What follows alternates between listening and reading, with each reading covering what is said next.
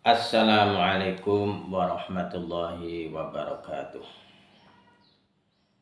Libtigha'i mardatillah wa li syafa'ati rasulillah wa ila hadratin nabi Mustafa Muhammadin sallallahu alaihi wasallam wa ila arwahi jami'as sahabati wa ila arwahi jami'in musannifi kutubis salaf al-mu'tabarah wa ila arwahi jami' syekhina wa masyayikhi masyayikhina wa ila hadrati sahibi hadzal kitab Safinatun Najah Salim bin Sabir Al-Hadrami. Al-Fatihah. A'udzu billahi minasyaitonir rajim. Bismillahirrahmanirrahim. Alhamdulillahi rabbil alamin. Ar-Rahmanir Rahim. Maliki yaumiddin. Iyyaka na'budu wa iyyaka nasta'in. Ihdinas siratal mustaqim. Siratal ladzina an'amta 'alaihim ghairil maghdubi 'alaihim waladdallin. Rabbi fili wal walidayya walil mu'minin amin. Alhamdulillah para pemirsa sekalian, kita bisa berjumpa kembali untuk melanjutkan pengajian kitab Safinatun Najah. Setelah kemarin kita membahas tentang Arkanul Iman, kita akan lanjutkan fasal yang selanjutnya. Bismillahirrahmanirrahim. Qala al-mu'allif rahimahullahu ta'ala wa nafa'ana wa bihi wa bi'ulumi fid dharaini amin ya rabbal alamin. Bismillahirrahmanirrahim. Faslun utawi iki iku ana anggit fasal siwijing ibarat fasal. Makna la ilaha illallah ta makna la ilaha illallah iku la ma'budu. Ora ana kang den sembah iku maujud bihakin kelawan hak fil wujudi ing dalam wujude illallahu angin Gusti Allah. Jadi fasal ini khusus menjelaskan tentang makna yang terkandung dalam kalimat la ilaha illallah. Dikandung maksud pengarang di sini menegaskan kembali setelah kemarin kita membahas tentang arkanul iman yang salah satunya adalah syahadat tauhid dan syahadat rasul. Di sini ditegaskan dan dijelaskan tentang makna la ilaha illallah agar keimanan kita, keyakinan kita tentang Allah Subhanahu wa taala sebagai Tuhan kita semakin kuat dan kokoh. Jadi artinya la ilaha illallah di sini disebutkan la ma'budu bihaqqin fil wujudi illallah. Tidak ada yang disembah dengan benar kecuali Allah Subhanahu wa taala. Nah, la ilaha illallah disebut juga kalimat tauhid, kalimat yang mengesahkan ketuhanan Allah Subhanahu wa taala. Ada juga kalimatul ikhlas, kalimat yang isinya murni penyembahan kepada Allah Subhanahu wa taala, sukarela dengan kesadaran penuh pengakuan tidak ada Tuhan kecuali Allah Subhanahu wa taala. Juga disebut dengan kalimatun najah, kalimat yang bisa menjadikan kita selamat di dunia, apalagi besok selamat di akhirat dari siksa api neraka. Wa qad dzukirat fil Qur'ani fi sab'atin wa thalathina mawdi'an. La ilaha illallah disebutkan dalam Al-Qur'an itu sebanyak 37 tempat. Menurut Imam As-Sanusi dan Imam Yusi, yang dinafikan dalam la ilaha illallah itu jadi wal manfiyu fi la ilaha illallah al ma'budu bihaqqin fi i'tiqadi 'abidi nahwil asnami wasyamsi wal qamari.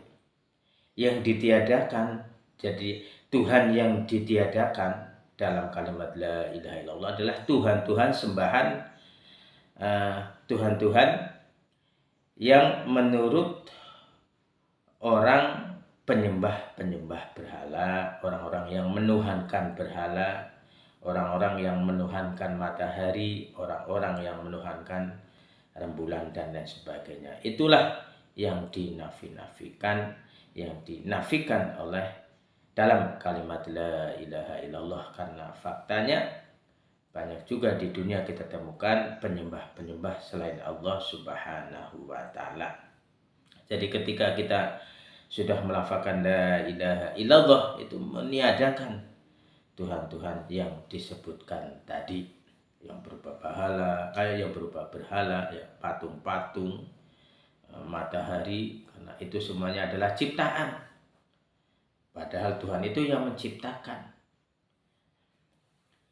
Fadilahnya atau keutamaan la ilaha illallah itu banyak sekali.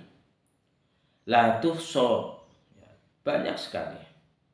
Minha qauluhu sallallahu alaihi wasallam, salah satu fadilah dari la ilaha illallah seperti disabdakan oleh Kanjeng Nabi Muhammad sallallahu alaihi wasallam, man qala la ilaha illallah salasa marratin fi yaumihi kanat lahu kaffaratun likulli dzambin asabahu fi dzalikal yaum.